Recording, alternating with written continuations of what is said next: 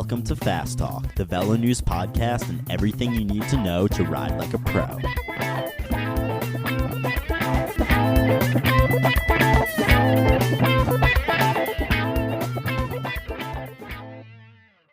Fast Talk is sponsored by Quark, maker of next-generation power meters, including the SRAM Red D0 power meter. Built specifically for SRAM's groundbreaking Red group set, the SRAM Red D0 power meter is compatible with all of SRAM's Red group sets. Find out more at quark.com/D0.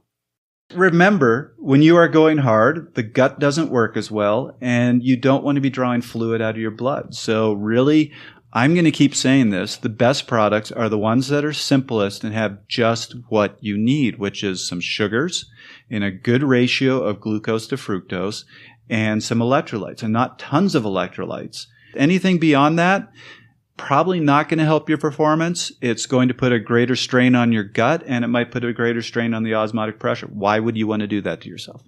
Welcome back, dear listeners, to another episode of Fast Talk. I'm Kaylee Fritz, senior editor here at Velo News, sitting across the table, as always, from our favorite coach, Trevor Connor. How are you, Trevor?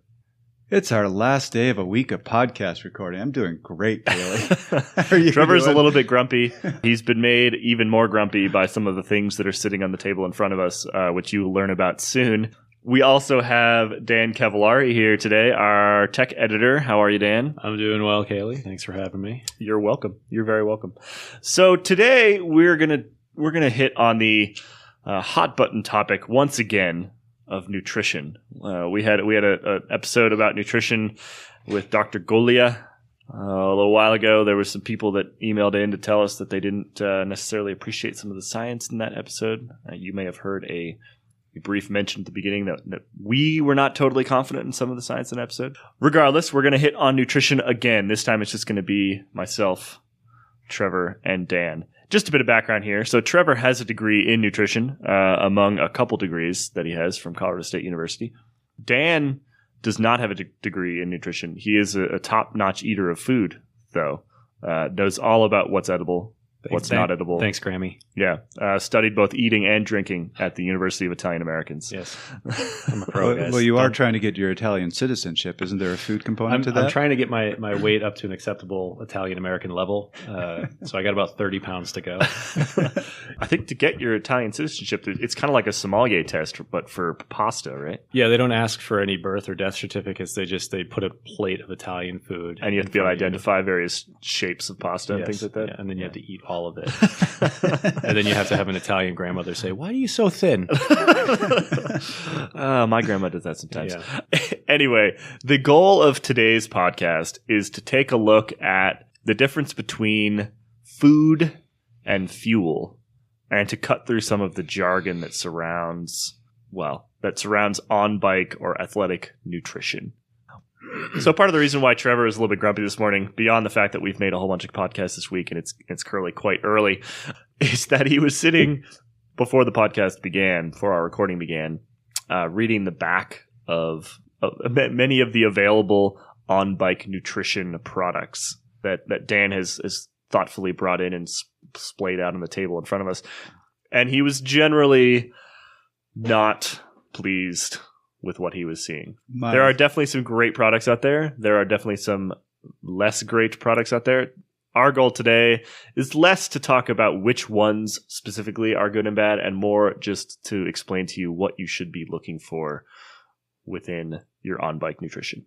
My favorite is the one that has researched with an asterisk and then doesn't explain the asterisk.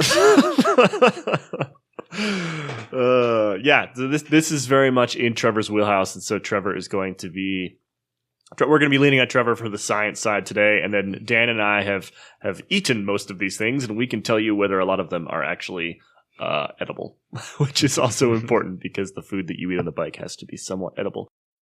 Anyway, let's start with our big question, which is the difference between food and fuel. Dan? We're cutting straight to the guy who doesn't have the nutrition degree, so I'm going to give this to you in my very unqualified definition, which to me, fuel is something that you want for short-term consumption. It's going to give you that little kick on the bike. Food is something you eat when you're, sitting at the table. It's long-term sustenance. It's healthy. It's what your body needs to stay healthy over time. Fuel, think of fuel as basically the turbo boost. That's why the primary ingredient in most of this stuff is sugar. And we're going to be talking a lot about sugar today. So when you think fuel, yes, of course, food is fuel, but we're using it in the sense of that short-term boost your body needs to keep going in the race or going in on the ride. It's kind of like how all puppies are dogs, but not all dogs are puppies. Right. In that all food is technically fuel, but not all of these products necessarily qualify as food. Right. I guess that you would actually want to eat anytime when you're not exercising. You don't want to be eating any of this stuff if you're not on the bike. Let's just clarify right up front. I mean, we do that sometimes. Sometimes I'm really hungry. I miss lunch. I just walk over to Dan's desk and steal some shop blocks, and then I immediately get sort of this weird sugar-induced head rush because I'm just sitting at my desk trying to eat basically candy. Right? Let me give you the disclaimer my dad always gives me, which is do as I say, not as I do. We're not exactly paragons of model behavior. Let's turn to Trevor, since Trevor actually knows what he's talking about, and Dan and I don't. Trevor, when I talk with my athletes about nutrition, I really divide the day into two parts. So there is the starting about an hour before you exercise until about an hour after you exercise. And I'm not talking you're going out for an easy hour recovery ride. That you don't need special nutrition for that. I'm talking about a race or a good long hard ride or intervals or training race, things like that. The one part of the day is that hour before to that hour after, and then there's the rest of the day.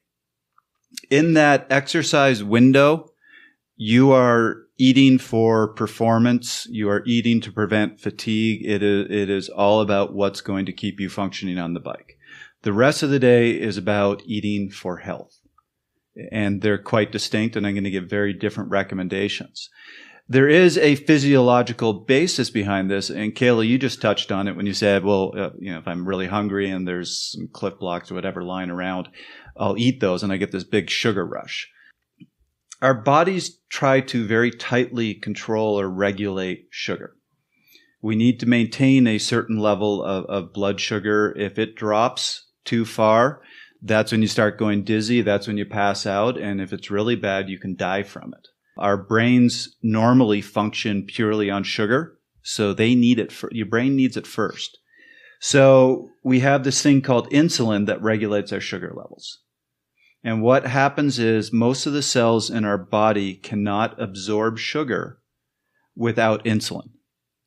I'm going to throw out my one technical term for the day. We have what are called GLUT4 transporters. They exist in most of your cells. Insulin causes those transporters to come to the surface of the cells, and then those transporters are what take the sugar from the blood, pull it into the cells. When those transporters aren't at the surface, we can't absorb sugar. Insulin causes them, as I said, causes them to come to the surface. Really interesting thing about exercise is as soon as you start exercising, our bodies shut off the insulin response. And the exercising muscles naturally send the GLUT4 transporters to the surface of the cell. So exercise allows cells, just the exercising cells, to take up sugar. This is really important for diabetics. It's why they recommend exercise for diabetics, because since they either don't produce insulin or they're insensitive to insulin, it's a way for them to control blood sugar levels without the benefits of the insulin system. So that's a very long way of saying how our bodies respond to sugar is fundamentally different during exercise than it is during rest. So that's the scientific version of what Dan and I were saying, which is that food and on-bike fuel are maybe two different things. I said it better. Okay, so we've basically established that there's two different ways you should be eating. You should be eating a different way on the bike and off. So let's start with on the bike, because the main ingredient in all these products, as I said, is sugar. And we read in the news all the time that we're in this public health crisis where we're consuming far too much sugar. Why wouldn't that be a concern on the bike? What is the difference? Are there different types of sugars in these products that make one better than the other? Well, so it goes back to what I was saying before. It's spiking of insulin that's causing a lot of our health issues. And there's a ton of research that I won't dig too deeply in showing that if you are constantly spiking your insulin levels, that leads to metabolic syndrome, that leads to diabetes, it can lead to other conditions. So you want to regulate your insulin levels for health. But as soon as you are exercising, insulin doesn't get released. So those negative health effects of sugar essentially disappear during exercise. So we get a little bit of a free pass when we're exercising to consume sugar that you shouldn't really be consuming off the bike. Right. It's not 100% free pass, and I don't want to get too deep into the science, but also consuming a lot of sugar has immunological effects on your body that can also lead to issues. But for the most part, let's simplify it and say when you are exercising, most of the negative effects of sugar disappear. Okay, so that aside, so that now that we've kind of got that clarified, let's talk about the various products, and not even limit it to just products. We can talk a little bit about food, because there are different types of sugars. So on the table, you guys can't really see this, obviously, but in front of me right now, I have several types of energy products, and I think including some chocolate, yes. And I also have some dates and some dried mangoes. We have an energy drink. We've got all sorts of stuff on the table right here, and everybody is marketing that their product is going to give you that boost in a way that no other product can. So how do we determine what's good sugar and what's bad? Are they all using the same thing, or are they using different things? Well, and beyond sugars, what else are we looking for? And what else is in the product? I think, Trevor, we're going to turn back to you on this. What are the things that consumers should be looking for? If you read the back of some of these nutrition labels, what should be on those labels in terms of a good ride food? And my question back to you, being early in the morning, is how grouchy am I allowed to be? He's been staring at this can right here the whole time he's talking. He's just loathing. You can be quite grouchy. We don't mind. Yeah. We don't mind at all. Oh, we will get to that can. We will get to that can. Let's start with the positive. What are we looking for? What's good? Who's doing it well? Let's start just with the sugars. We've talked about that. We can get to the other ingredients in a minute, but let's just start with the sugars, because that's one of the main things that you're trying to get with these products, is just simply that fuel. You're going to hear all sorts of different things about different types of sugars and different types of mixes. A lot of it is really marketing. The important thing to know is that basically once it's in your body and broken down, there are two types of sugars. There is glucose and there is fructose. Inside your gut, they have to be transported into your body. They can't just passively go from your gut to your bloodstream. As a matter of fact, fructose doesn't go through your bloodstream, but I'll save that for another time. The transporters in our guts, so there's, I believe it's GLUT5 and SGT1. One transports glucose, the other transports fructose. We can transport, depending on the individual, about 60 to 90 grams of glucose per hour, and only about 20 to 30 grams of fructose per hour. So ultimately, what you are looking for is a large amount of glucose. So you want to get at least that 60 to 90 grams of glucose per hour, and then a little bit of fructose, because it has a different transporter, so you can increase the amount of sugar you're getting per hour. When you start reading about maltodextrin and all these other sugars, they are all basically just some form of either straight glucose as a polymer, or a combination of glucose and fructose. What if I just want to take a thing of Twizzlers with me on the ride? Is the sugar different in that? No, and that's what I do. Actually, I like Swedish Fish. Okay. So, and when I'm on, we talked about this weekend because everybody laughed. We were on that a long ride up in the mountains, and being the nutritionist, being the science guy, I think everybody was watching to see what I pulled out of my pocket, and I pulled out this giant bag of Swedish Fish. And one of the guys commented on it. He's like, "Will you eat those?" And I go, "Yeah, you know what the difference between this and half of the other products out there is?" And he goes, "Good marketing." I went, "Yeah, and about $2." That being said, there are slight differences. A lot of the candy on the shelves has a lot more fructose than glucose. And like I said, you really want that ratio of, say, about 3-to-1 glucose to fructose. And the candy on the shelves isn't quite the right ratio. So it's not as good. I'm from Canada. Glucose is our primary sugar up there. So Canadian candy actually is pretty close to being as good. Is that the same as okay, so let's think back to right after Peter Sagan won Kern Brussels Kern. He inhaled and Haribo. his soigneur walked up and literally just poured a pile of European Haribos. And European Haribos are different than American Haribos. And I think I'm right in saying that it's more glucose and less fructose, just like in Canada. Poured a bucket of Haribos into Peter Sagan's hand, and Peter Sagan then proceeded to stick all of them in his mouth and eat an entire bag of Haribos in one shot. Is that sort of what you're talking about here? Is essentially, if you can find a candy with a similar ratio of glucose to fructose, then you're 90% of the way there with most of these expensive on-bike nutrition things? So I'm going to have to go into hiding from all these companies, all these products we're seeing on the table. With a bit of a qualifier, yeah, I think it's for the most part just as good. There are, and we'll get into these, there are little things that make these products better. And so I will admit, I'm in a race. Yeah, I like Cliff Blocks. They sit well with me, and they're a little better than candy. I'm out on a training ride. No. I'm eating my Swedish fish or whatever. And actually, I will walk into a store. I will look at the different types of candy, and I will look for glucose to be the primary ingredient. If I see that, then great. Pro tip. Go to the candy store. Look for candy with glucose as the primary ingredient. Call it a day. Save yourself a bunch of money. No. I mean, honestly, we work for our listeners. We do not work for the nutrition industry. I think that's actually a pretty good tip. And I'm exactly the same way. I actually buy these like house brand Twizzlers from a local grocery store here in town, and that's one of my primary ride foods. I also just tend to stop and eat pie halfway through my rides, which is the other way to do it. But it's significantly cheaper than going through a whole lot of something like a Cliff Block or those glucose blocks, which are actually really tasty and they work really well, but it just saves you a bit of cash. I am actually an advocate of gels because you don't really find these too often in candy form in the grocery store. So these are kind of a specialty item.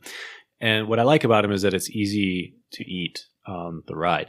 Goes down quick. I don't have to think about it. I'm not looking for a snack. I'm not looking to enjoy the process of eating. I just want some quick fuel.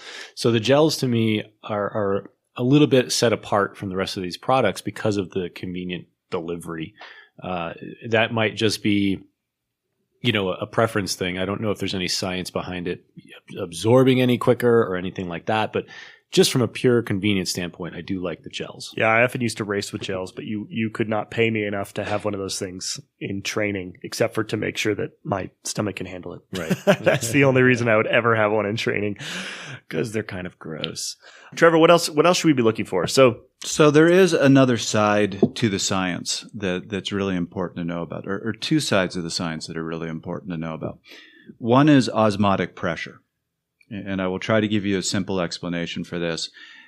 If you take you fill a bucket with water and then you start adding things to it, like electrolytes, you start adding sugars to it, it's going to have a concentration of these solutes. The higher the concentration, the higher its osmotic pressure. But what's important, and you can do this experiment, if you take two buckets, one filled with seawater, one filled with natural water with no salt in it, and then you connect a tube between them, and then you go away. When you come back, they're going to end up having about equal concentration of the sodium. So that's called a concentration gradient, where one fluid has a higher osmotic pressure than the other. This is incredibly important in our body. If there wasn't this concentration gradient effect, we would all die, because it drives most of the processes in our body, including how our neurons work. And I'm not going to geek out on you. Why that is important is because your gut is filled with fluid. Your blood is a fluid. You want to drive the water and those solutes into your blood. Water, I should have taken a step back and said this before. Water is called the great follower. Water is going to follow the osmotic pressure. It's going to follow the solutes. So it's not going to be a case where, ooh, you got all these solutes in your gut, so we're going to pull them into the blood. That'll happen slowly. If the fluid in your gut has a higher osmotic pressure, you're going to have the opposite effect. You are actually going to pull fluid from your blood into your gut to reduce the osmotic pressure. And so people complain about this if you're on a ride and you eat a ton of candy, or you take a huge thing of gels. Some people will later complain of bloating. Say, this really bloats me. It makes me feel bad. Well, that's exactly what's happening. You suddenly have this really concentrated fluid in your gut, and you're going to draw fluid out of your blood to dilute it, and that's going to dehydrate you, and it's going to swell up your gut. We don't want that. So what that means in terms of a product, if you have a product that's heavily concentrated, you can run into problems. It's going to increase the osmotic pressure in your gut, and then fluid is going to be pulled into your gut to bring down the concentration. So you will see a lot of sports drinks now are actually reducing the carbohydrate content and reducing the electrolyte content so that you don't get that bloating. One of the issues with gels is because they can dissolve so rapidly in fluid, they often give your gut this huge osmotic hit and cause bloating. And I always heard it was a good idea if you are going to take a goo of some sort that you drink a bunch of water at the same time. Exactly. This one here says no need for water. It says it right on the package. Well, that's because if you go to their, so this is, should we mention? Yeah, let's talk about it. So this is the Science and Sport, and I'm not on their website, but if I remember correctly, they're very sensitive to the osmotic pressure, and they've kept that gel pretty close to the osmotic pressure of our blood. And it does have an interesting texture. You can tell that this is different from other gels just by tasting it. A little more liquid. It's definitely a liquidy taste and texture. And I've started to really prefer this one over other gels that tend to stick to your mouth and get that really peanut buttery, honey kind of feel. This goes down easier. And I don't know if that has to do with the balance of, is there just more water in this than others? Is that how they do this? If you open that up, it's pretty liquidy. Right. And glucose is sort of similar. Glucose is GLUKOS, has a gel, and it's also very, very liquidy, almost to the point where it's like a drink. Admittedly, this podcast is a little more off the cuff than I normally do, so I decided to go back to an interview I did 4 years ago with Dr. Stacy Sims. She is arguably one of the top experts in the world in sports hydration. She's one of the minds behind Scratch Nutrition, and she's the creator of Osmo Nutrition. Scientifically, 2 of the best sports drinks on the market. While their interview was about hydration, she had a lot to say about sugars during exercise. And if you thought I was hesitant about fructose, wait until you hear her opinion. Frankly, it's a lot more informed than my early morning grouchiness. So the type of carbohydrate will have an impact. If you're having something that's glucose and sucrose-based, that helps with the glucose-sodium passive transport of fluid in the intestines. But if you're using maltodextrin or fructose, which are your traditional sports drinks and sport nutrition, it might exit the stomach quickly with low osmolality, but when it gets to the intestines itself, it changes the osmotic pressure in the first part of the small intestines, which does a reverse water flux. So this is another indication of people are using a lot of gels and drinks and things with maltodextrin, they start getting a little bit of bloating and discomfort. It's the reverse water flux in the small intestines. They might not have the sloshing or GI distress in the stomach because things have exited, but when it gets into the small intestines and you have this reverse water flux, this is another contributor to some of the post-race gas and discomfort that people have. And so how come it's doing that? It's just increasing the osmotic pressure that much? Yeah. So if you're having, I get this question all the time that Osmo has glucose and sucrose, and if you cleave a sucrose molecule, then you get glucose and fructose. And I'm always telling people, don't use fructose, because your body rate limits things. So if you cleave the sucrose molecule, the glucose gets used in the intestines with the sodium and gets in that sodium glucose transport chain and pulls water across. And the fructose is such a small amount that it actually does go through the hepatic portal vein to the liver and gets processed. If you're using something that's maltodextrin and fructose, you end up with a, quote, fructose dump, or all of a sudden you have so much fructose your body can't titrate it out fast enough through that hepatic portal vein, so it pulls water in to kind of dilute it and hold it until your body can get rid of it. And maltodextrin is very similar in the fact that your body doesn't recognize it as part of the feedback system or the mechanism of action of water uptake. And it pulls water in and increases the oncotic pressure in the small intestines. And when you have an increased oncotic pressure, you have more water that comes in. So it pulls things across like a magnet. And these are things that people don't talk about when they're like, oh, well, if you have something that has a lot of maltodextrin, then it's low osmolality. It's not just osmolality. It's what it does in the small intestines where all the water uptake takes place. I kind of classify these products into two different types, and this is where I'm not going to use names, except I will mention this with glucose because I think that's a decent product, at least from a scientific standpoint. There are products out there where they have really read the science, and they only put in there what has been proven to be performance enhancing. They're aware of osmotic pressure. They're aware of these various issues, and they're pretty minimal products just to give you what you need to keep you going during the activity. Then there are other products where I call them marketing ingredients. They throw in a whole bunch of stuff to try to differentiate their product based on some iffy science saying this is somehow going to help your performance. Really, all I see is a whole bunch of stuff in there that's going to increase osmotic pressure, that's going to put greater work on your gut and give you no gains whatsoever. As a matter of fact, it could potentially dehydrate you if it starts pulling fluid into your gut. The other side of the science I was going to bring up is there's an expression that I'm going to alter slightly, that you have a gut and a brain and not enough blood to power both. Or at least exercising muscles. If I had to choose, I choose my gut every time. Yes. Every single time. So again, you have to think of, we were not designed for exercise. We were designed for hunting and gathering.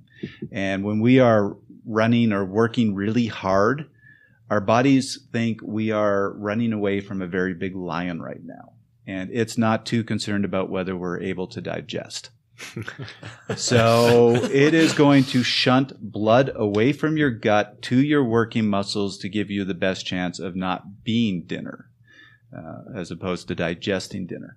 So when you are exercising, when you are out on the bike, especially as you go longer into a race, especially on a hot day, your gut's going to start shutting down. It's not going to be as effective. So you don't want to eat these products that are going to put this huge demand on your gut to be able to digest what you just took. You really want something quite simple. And actually, if you read a lot of the sports and nutrition research, they will say as you get later into races and your gut starts shutting down, you should just be drinking water. So the other big ingredient we always see on these packages, and if you look what I just did in front of me, I took my thermos full of coffee and I stacked it with some gels that are both blaring with 32 milligrams of caffeine. I made a big caffeine tower in front of me right here.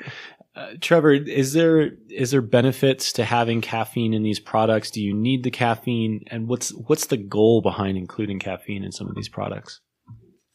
So I remember a while ago, and I'm sure it's been updated since, I read a really good review on all the performance-enhancing but legal products.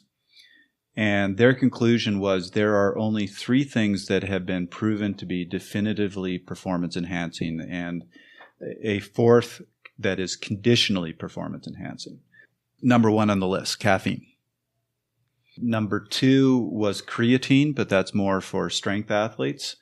Number 3 was sodium bicarbonate, but that only really helps you for events that are under 10 minutes. The 4th that I add to the list, which we should probably talk about at another time, is L-glutamine, which is an amino acid that it's the highest quantity amino acid in your body. It is also the primary fuel of your gut, the only fuel of your immune system. And when you are exercising and going really hard, you tend to deplete your L-glutamine because you will use it as fuel once your blood sugar levels start to deplete, which is another reason on a really long, hard ride, your gut's going to start shutting down and why your immune system's not going to function as well. So getting some L-glutamine can really help you, especially in recovery. Is that why I got a cold on Monday? It must be. He's not a doctor, Kelly. Sure. But yes, we went for a big ride on Saturday, and then I got a cold on Monday. Damn it. caffeine is performance enhancing. I used to love the days when we discovered this and everybody got big on the caffeine pills, and they were taking these 1,000 milligram pills. And you'd line up at the start of the race, and you'd just see this guy beside you who was all jittery, looking around. You just go, "Hey, buddy, how you doing?" You'd be like, "What? What do you want?" Fortunately, they've since shown that up to 200 milligrams is performance enhancing. Beyond that, you get jittery, but it's not going to help your performance anymore. So there is a legit claim Yes. to including this stuff in these products. It's actually can't help you. Well, that's good news because I wasn't going to give it up. All right, time for a quick break. Fast Talk is sponsored by Quark, maker of next-generation power meters, including the SRAM XX1 Eagle Power Meter. The XX1 Power Meter unites Quark's D0 platform with carbon-tuned crank arms for robust, intuitive power measurement in the lightest ever mountain bike chassis. It's compatible with all of SRAM's 1X mountain bike drivetrains. Find out more at quark.com/D0. What else are we looking at, Trevor? Like, what other things should we be keeping an eye out for that are positive attributes of an on-bike nutrition product? Oh, you're moving that thing towards We're me. We're not into negative attributes yet. I'm Dan. taunting we're not Trevor. Into negative attributes. We're not done today until we talk about that. There's a can in front of Trevor right now that Trevor hates that we're going to talk about later. But I still want to talk about good stuff. Like, let's talk about like electrolytes. Everyone's always talking about electrolytes, particularly with drink mixes, I think, even more so than these solid foods that we've mostly been talking about so far. You know, what exactly should people be seeking in terms of their electrolyte products? Here's a couple examples if you want to look at a couple. Here. Yeah, we've got stuff like Nuun. We've got, glucose has its own tablets. We've got, what else is over there? It's called Isogenics. Isogenics, Amped something.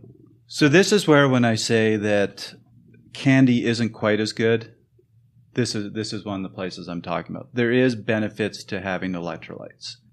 When we're talking about exercise, you do need to keep your sodium and potassium levels up. It's just not as much as you think. For one thing, if it has that huge levels of sodium, potassium, it goes back to the osmotic pressure issue.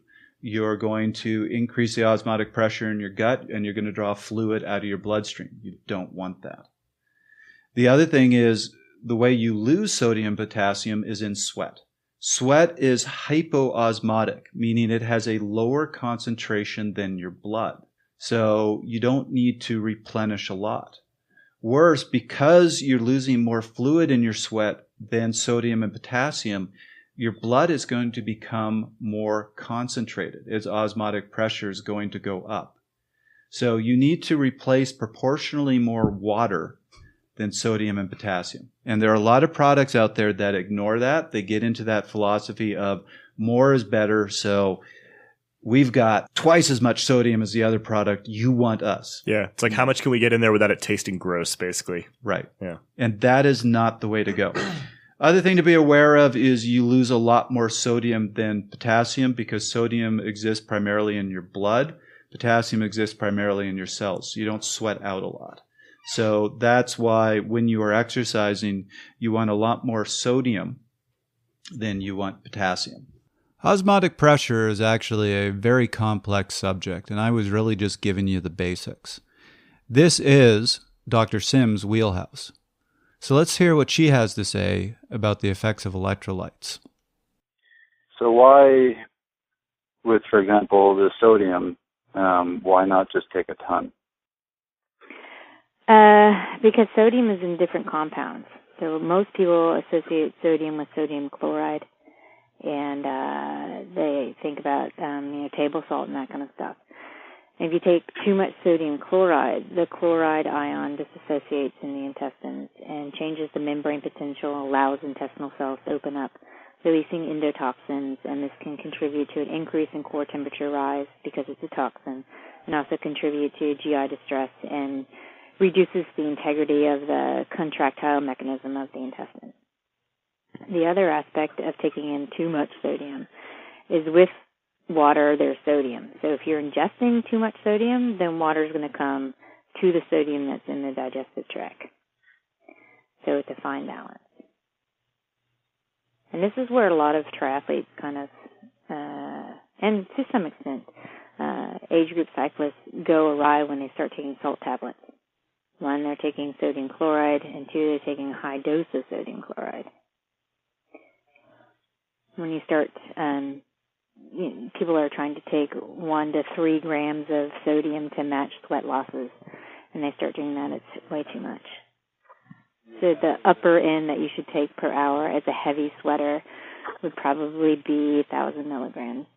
Can I ask? I want to ask a question that I think had never really occurred to me as a cyclist, because from the time that I've started, cycling in any competitive fashion or even just doing long rides, there have been these products.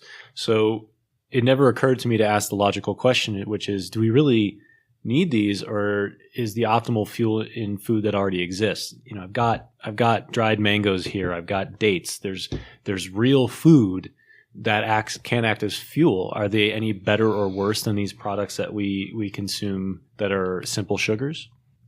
Can I try to answer this one? Please. And then Trevor can tell me if I'm right. So, Kayla, you're wrong. I've been learning. I've been learning today. So, based on what Trevor was telling us earlier about glucose and fructose, I'm going to take a stab at this one and say that a lot of those fruit items that you're talking about, fruit is fructose, correct, are not going to have that optimal ratio of glucose to fructose because they are fruit, and so they will have more fructose than glucose. That's my guess. Wait, am I right? Before you answer, I have a further conjecture. Okay. That the digestion of these might be a little bit more difficult while you're riding because of the pulp and the skins and things like that. The fiber. Yes, that's fiber is good for you. Is it good for you on the bike though? Probably not. Trevor, are we right? So different fruits will have different ratios of glucose to fructose. So definitely be aware of that. I will tell you, even though I love the story of Sagan eating candy at the end of a race, and I've certainly done that myself, my go-to food at the end of a race is dried fruit.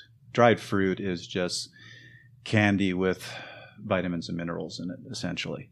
But you're spot on about the digestion. As we were saying, when you're exercising... In your face, Fretz! Yes! Dan's got his hands up in the air like he just won a bike race. I'm smart. Your gut starts shutting down. It just doesn't absorb as well. So what you don't want to do is be putting complex foods into your system. A lot of the sports nutrition research basically says, at the beginning of a race, you can eat things that are more complex, eat your bars, you can have some dried fruit because your gut's still working well. As you get further and further into the race and it gets more and more intense, you just want to be doing simpler and simpler and simpler products. And again, these product companies aren't going to like me saying this. There's a lot of research showing that at the end of a race, water, just straight water, is the best thing you should be taking. Likewise. How do you get enough calories in then? Well, or I'm talking about doomed at the anyway? end of the race. When you're getting into the last hour of a race, you're not the high dehydration issues are going to be the bigger issue. Trying to get calories into your system 30 minutes before the end, you're not really going to be able to use them before the end of the race anyway. It's just a triage situation. It's a triage situation, but you want to keep yourself hydrated, and you're probably going to just absorb the straight water better. Remember what I said before is that sweat is proportionally more fluid, so your blood is getting hyperosmotic. It's getting more and more concentrated. So you want just straight fluid to get the osmotic pressure of your blood down. Likewise, on a short ride, anything under an hour, you don't need anything besides water. Yeah, I tend to try to go at least 2 without water. That's some lazy though. And that not without water, without anything but water. That brings up a pretty important point about food versus fuel, because I know, and I won't name names because it would be embarrassing for these people, I hope, if I name their names. Is it me? Yeah. Okay. No.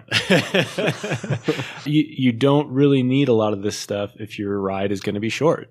I know a lot of people who they will not go for a ride without first popping a gel. And it's like, you just don't need it. That's definitely not me. No, it's not you. I was kidding. But at that point, really all you're doing is messing up your teeth. You're just coating your teeth with sugar for no reason. It's important to note that these products really only are beneficial to you if you're going to be doing a hard effort, a long race, a long ride. For short lunch rides, you don't even need this stuff. Am I right? Right. Yes. Exactly. Right. Or, if you do want to bring some food, then go the cheap like candy or Twizzler route and have some 45 minutes in. There's really no point in spending. This pile of stuff on the table here. Yes, they work really well. Yes, if you want to optimize your performance in a race, you should be looking at products like this. They are also like it's about $30 worth of product. Yeah, it's like $1 or $2 per item. Which, when you add them up over the course of a season, you're talking about a huge chunk of change there. Personally, I'm sticking with my Twizzlers for most of my bike rides. And I will note too, cyclists, we need to brush our teeth more than most people do, and that's a legitimate concern. I actually was talking to a dentist on a ride not too long, a couple months ago, and it was right around the time that whole thing about flossing became a controversy. Like, oh, you don't need to floss anymore. He's like, yeah, try that, see how that works out for you. But he said he made a good point. He said we consume so many of these sugary products that people forget that is just attacking your teeth. Mm-hmm. So we need to brush our teeth more often than most, perhaps. Right. I want to move this discussion into this little can of doom that is sitting in front of Trevor right now. So we wanted to talk about things that you should avoid. Doom can. And I will say right now that the maker of this can is not going to like us after this discussion, and I am totally okay with that. We are not bought and sold here at Bell News. We have a distinct ad edit wall, and so I apologize to our sales guys, but we're going to talk about this anyway. What should you avoid?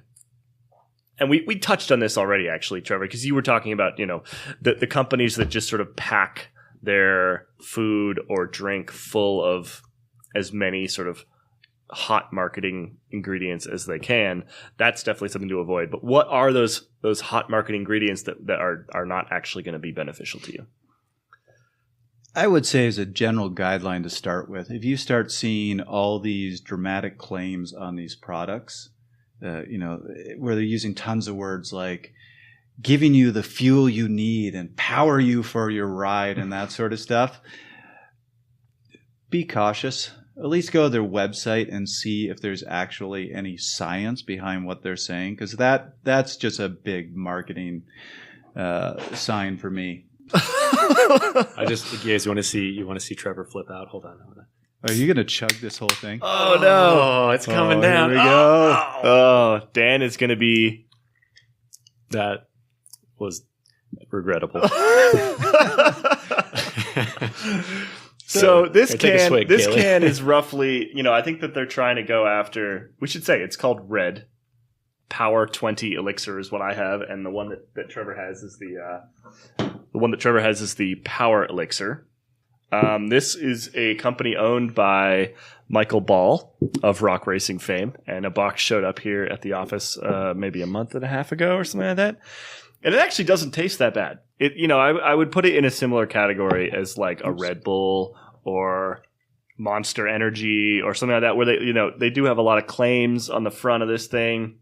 There's it has red algae in it. I think that's where the name comes from.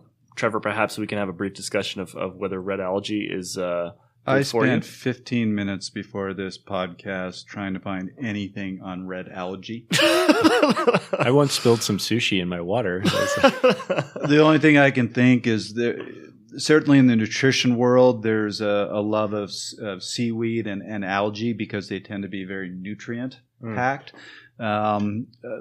The best I can come up with, and like I said, I only had 15 minutes to look. I couldn't really find anything on their website. It is that it's like a lot of seaweed and algae products. You have a lot of sodium in it. There is 115 milligrams of sodium, 5% of your daily value. Right. We got B-complex, we got electrolytes, we got aminos, we got green coffee bean extract, 180 milligrams of green coffee bean extract. So you got your caffeine in there. So to me, this strikes me, and we could probably go all day talking about this, but I think it was Adam Craig used to say that after a long race, the first thing he wanted in his hand was a Coca-Cola. So, could we consider this a guilty pleasure or like, a post-ride treat for having done a good job in a race? I mean, yeah, these cans are clearly not designed to be ingested while riding. So this does fall into something of a different category from the rest of the things we're discussing here, which is, on bike nutrition. I mean, this can, I guess you could put one in a back pocket, but it's not going to fit in a water bottle cage. That's for sure. It's a little bit far too narrow. It's like I said, it's about the same size as it's like a Red Bull can. Monster can. Let's just go through some of the things I'm seeing here to use as a idea or example of issues or things to avoid.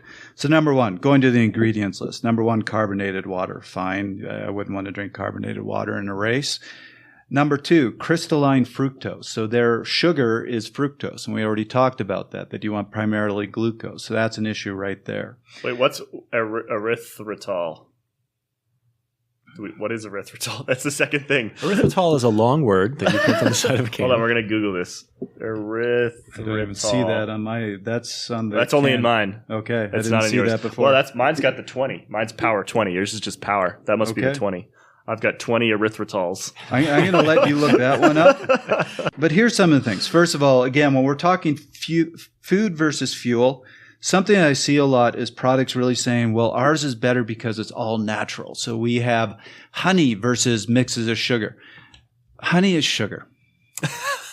Okay? It might be natural, but honey is sugar. It's got the same negative health effects if you eat it straight up. It's got the same benefits as a sugar mix in a drink or a gel. And there's going to be a whole bunch of people that are going to attack me about that, but I'm going to stand behind that one. I will tell you, in my nutrition world, the website that I edit, I'm part of one of the ultimate natural diets. And I'm going to be one of the first to say natural gets tossed on things to make it sound better when it's not. Another great example is people feel that, well, sodium's really bad for you, but sea salt is healthy. No, they're both sodium chloride. What's the difference? I found out what erythritol is. Please. Sorry to interrupt you, but this is breaking news. Breaking news. You're letting me get to my grouchiness and you're stopping me. Go on. Erythritol is a sugar alcohol that has been approved for use as a food additive in the United States and throughout much of the world. It is a fake sugar. It's a sugar substitute. Okay. So it's got butane in it. Sugar alcohol or polyol. Well, it's butane, an alcohol, like the stuff that's so in you're lighters? going to see butane in it. Yep, butane. The industrial level, it is produced from glucose by fermentation with a yeast. So it's sweetener without calories is what they're saying.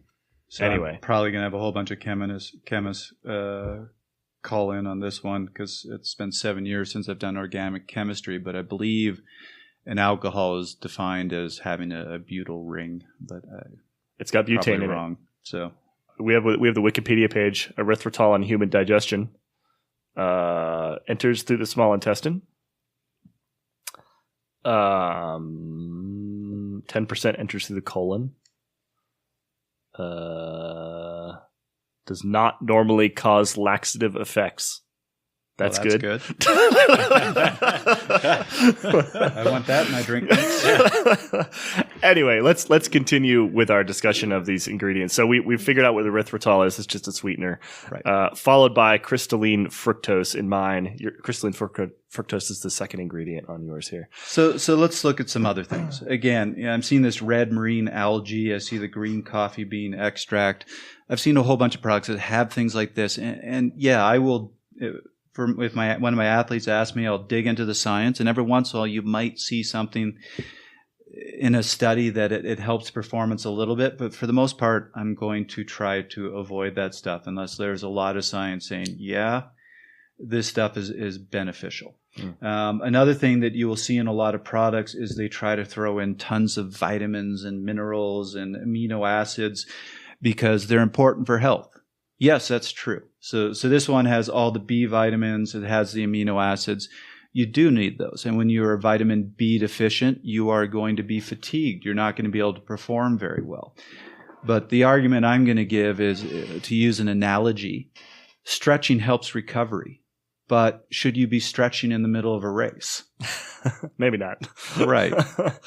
You're not going to pull over and do a ton of stretching. During an event, during a race, you want that simple product that your digestion can handle, and worry about getting the health, your vitamins and minerals, worry about the health side after the event. Yeah, this goes back to our original discussion of the food versus fuel and sort of what you should be eating, while riding and then with an hour on either end versus what you should be eating off the bike completely. Which I'd like to talk about before and after the ride, because I've actually had some issues before riding that I'd like to talk about. Laxative effects? The laxative effects. That's sort of a problem for me all the time.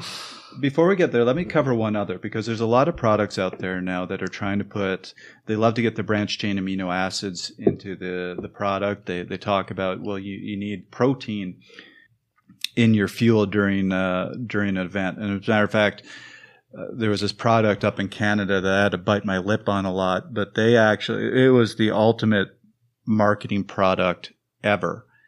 And they were marketing it as a endurance performance drink mix, and it was 0 calories, because they were saying, well, sugars are bad for you. You don't want calories because calories are bad for you.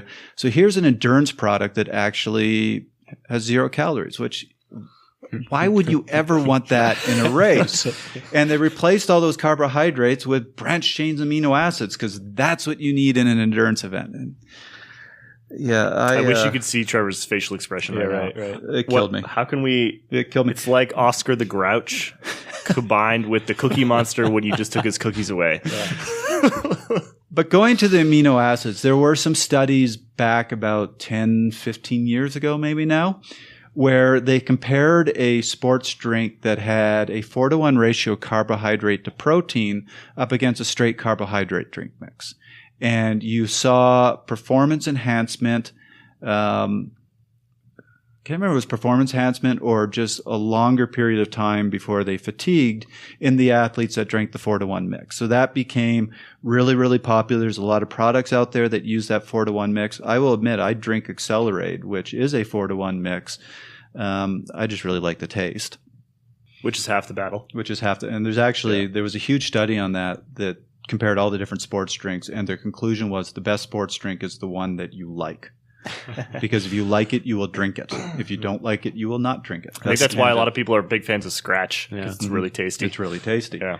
But everybody really landed on that research and said, we need that 4-to-1 ratio. Finally, somebody looked at the research and went, they're not isocaloric. Meaning, for the 4-to-1 drink, they just took the carbohydrate drink and added protein to it. So it had more calories. So they repeated the studies where they equalized the calories between the straight carbohydrate drink and the 4-to-1 drink, and all of a sudden, all the benefits of the 4-to-1 drink disappeared. So you actually just needed more calories. You just needed more calories. But that comes back to the careful balance between, if you start putting too much stuff in your sports drink, and there are definitely sports drinks that do that, then you run into this osmotic pressure problem, right? I know science, #science. Let me science for a moment. Well, just remember, when you are going hard, the gut doesn't work as well, and you don't want to be drawing fluid out of your blood. So really, I'm going to keep saying this. The best products are the ones that are simplest and have just what you need, which is some sugars in a good ratio of glucose to fructose and some electrolytes, and not tons of electrolytes. There is an argument, super hot day, if you're doing an Ironman, yeah, you need more electrolytes. But for most of us, no, you don't need tons of electrolytes. Anything beyond that, probably not going to help your performance. It's going to put a greater strain on your gut, and it might put a greater strain on the osmotic pressure. Why would you want to do that to yourself? So I think what Trevor's saying is you should really carry Coors Light with you at all times. Yep. Yeah, that's. But look, dissolve gummy bears in it first. Yeah, that's exactly right. Yes. I managed a cycling team, and I will tell you this: if we ever showed up to a race and we didn't have flat Coke for the last hour of the race, I would have got Coca-Cola, lynched. not Right, Coca-Cola. Sorry, we're not doing lines in the bike race. Well, unmarked packages maybe. But, I actually loved it. In one of my sports nutrition classes back when I was racing full time, I was the only endurance athlete in the class. Everybody else was very interested in this, but they weren't actually athletes, and they got obsessed with gastric distress. It was only a good product if it didn't cause gastric distress. And so we were talking about what do you need in a bike race, and the people in the class were coming up with these crazy things. You go, well, yes, that makes sense if you read the science, but in practice, no, you'd never do that. Finally, the teacher looked at me and just said, well, Trevor, you are a professional cyclist. What do you have at the end of a race? I just went, you honestly want to know? And he goes, yeah. I go, flat Coke, Coca-Cola. Yep. Whole class flipped out. No, you'd never do that. That would cause gastric distress. That's crazy talk. And I just looked at them and went, you're 4 hours into a race. You're dying. You're looking at a category 1 climb to the finish.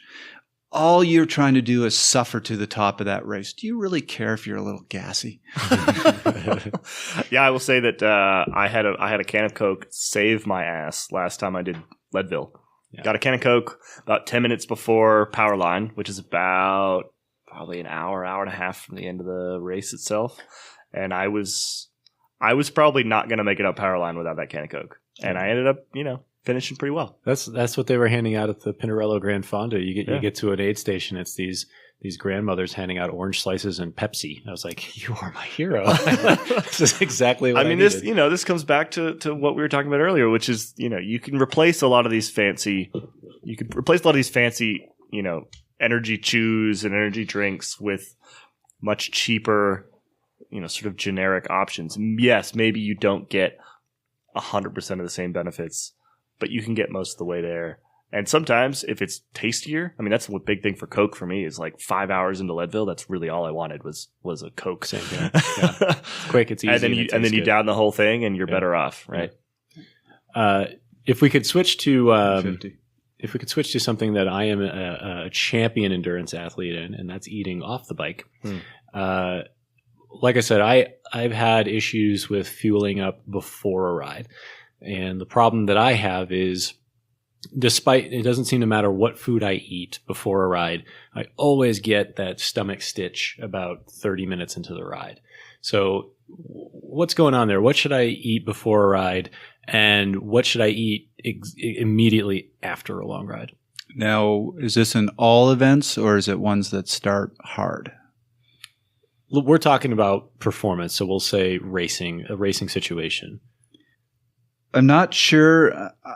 This is mostly going to be guessing because I'm not sure exactly what causes that stitch that people get. I used to get those. Fortunately, I don't get them anymore, and I've never understood why. I think some of that, my guess at that is it's what I was talking about, is blood is being shunted away from your gut, but your gut still has a lot of food that it needs to process in it, and that causes you pain and distress. You don't actually have pain sensors in your gut. They connect to the pain sensors on your skin. And that's why when your gut is in pain, you feel it on the surface. That's why you get those stitches. So before a race, so that's one really important thing to know is if you put a ton of food in and then the race starts really hard and your gut shuts down, yeah, that's going to cause you issues. So you might want to avoid eating the hour before an event. Another reason you want to be careful about eating before an event is what we were talking about before, is the two different ways that you can get those GLUT4 transporters to the surface of your cells to get your cells to absorb sugar. If you eat before a race, you're going to get an increase in insulin. Your insulin levels are going to go up, and that's going to promote your cells to take up sugar. Then if you start exercising, you're going to get a double whammy. That's also going to promote GLUT4. And you can get what's called reactive hypoglycemia. All of a sudden, the floodgates have been opened, all the blood sugar is being pulled out of your blood, and your blood sugar levels drop. And then you get lightheaded, then you feel like your energy goes away, and suddenly you're out of the race 15 minutes in. What about after the ride? when I get off the bike. Should I be devouring something the way Sagan did immediately after I get off the bike? Should I be waiting, or yes? And what should I be eating? So remember, because you are exercising, you still have all those GLUT4 transporters at the surface of your cells. Your cells are very primed to take in sugars. You want to restock your glycogen. That is an optimal time to do it. So right after exercise, you want to take in some more simple sugars. So basically what I do is whatever's in my pocket, I just wolf it down, because the nutrition that's right for racing is also the nutrition that's right for the 15 minutes right after racing. Which is why Sagan ate all the gummy bears. Right. So And I crave a gel immediately after I get off the bike. Yep. It's strange, yeah. What about adding a bit of protein? How soon should you add protein in that recovery phase? my general recommendation is in the first 15 minutes, wolf down a bunch of sugar. After you've had that hit of sugar immediately after exercise, I'd say about 15, 20 minutes afterwards is where I'm going to try to have something that has both sugar and protein in it to help with tissue repair. And it's actually really critical to make sure now you're getting the electrolytes. Replenishing your electrolytes after exercise is actually more important than during exercise. And I won't go into the science, but that's also going to help your body rehydrate. So that becomes critical. So that's where a smoothie will help. That's where one of these recovery drink mixes can really help. Some people just like chocolate milk, but something that's got that mix of carbohydrates, protein, and electrolytes. Once you start getting an hour away from exercise, that's where you just go back to eating a healthy diet. So before we taste test a few of these products, let's check back one more time with what Dr. Sims had to say about what you should be eating during endurance sports. And then the foods that you eat will also impact how the fluid is absorbed. So you want to not contribute to kind of GI distress or reverse water flux by not ingesting maltodextrin and not ingesting fructose. Definitely don't want to do liquid calorie concentrates of those, which would be gels or liquid shots of kind. And then I'm always on the adage of if you're using real food, you can really tailor your nutrition to who you are, what your training history is, what environment you're getting ready to go training in or race in.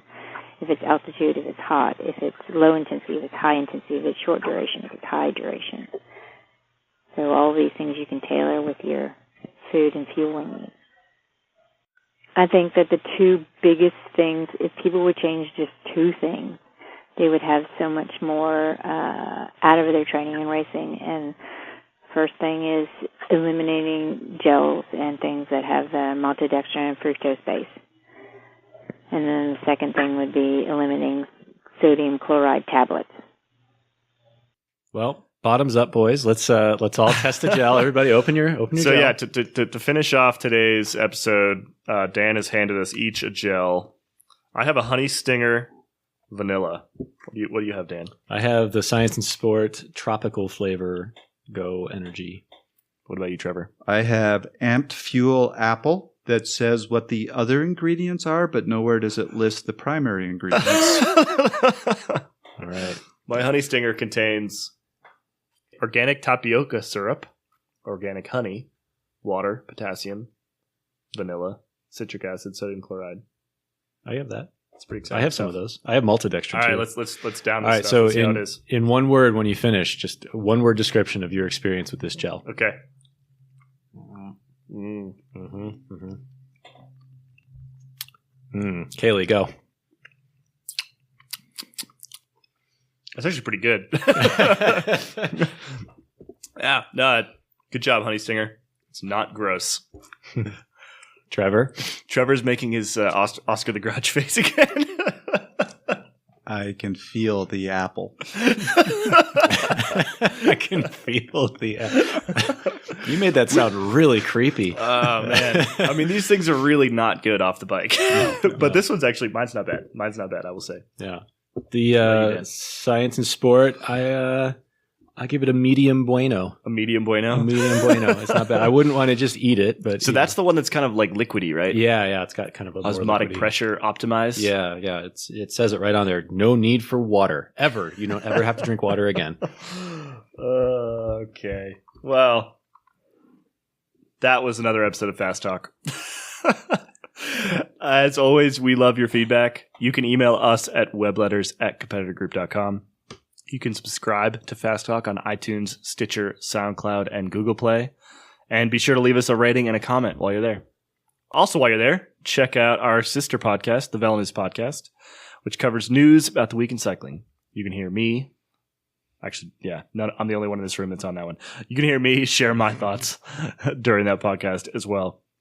Become a fan of Fast Talk on Facebook at facebook.com/VeloNews and on Twitter at twitter.com/VeloNews. Also, exciting news. We now have Trevor on Twitter. So you can follow Trevor on Twitter at coach_T Connor. That's TCONNOR. You should all follow Trevor on Twitter. He doesn't really know how to use it, but we're working on it. Fast Talk is produced by Velo News, which is owned by Competitor Group. The thoughts and opinions expressed on Fast Talk are those of the individual. For Trevor Connor and Dan Cavallari, I am Kaylee Fritz. Thank you for listening. Cue music.